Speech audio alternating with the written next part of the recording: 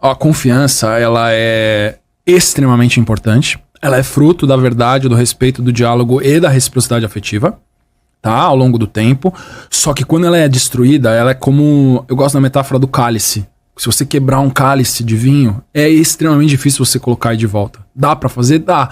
Só que é um trabalho de formiguinha, não fica igual. Nunca. Então essa metáfora de você quebrar o cálice é muito parecida com a verdade da confiança. Só que assim, existe uma maneira de você regenerar aquele cálice de maneira essencial e voltar? Existe quando o cônjuge que perdeu a confiança entrega pra Deus e pede que essa verdade seja revelada e faz um processo devocional para a verdade, e o cônjuge que quebrou a confiança precisa se submeter a um processo de rendição.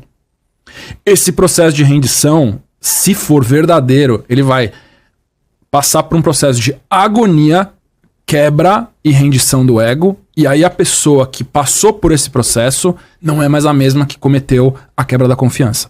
Nesse caso, e somente nesse caso, é quando a confiança pode ser restabelecida, porque a pessoa após o processo não é a mesma que cometeu o ato.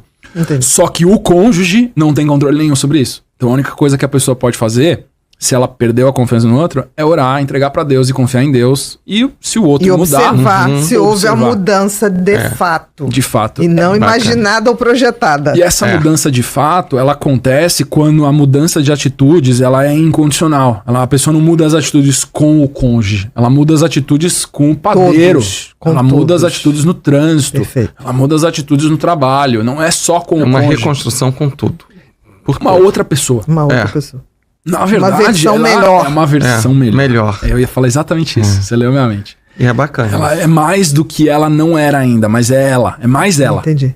Quando eu passei por essa experiência, eu me transformei em mais Lucas. Entendi. É difícil de explicar, mas eu me tornei... Não é nem Lucas, porque Lucas é um símbolo linguístico atribuído ao ser. Eu me tornei mais eu do que eu era antes. Eu era menos eu. Perfeito. Perfeito. Isso porque eu vejo muitas mulheres traídas achar que elas são responsáveis pela mudança do outro. Não adianta. Impossível. Isso Ele precisa querer mudar. Exatamente. É uma pergunta que eu faço para as pessoas quando elas querem mudar. Mas ele disse que mudou.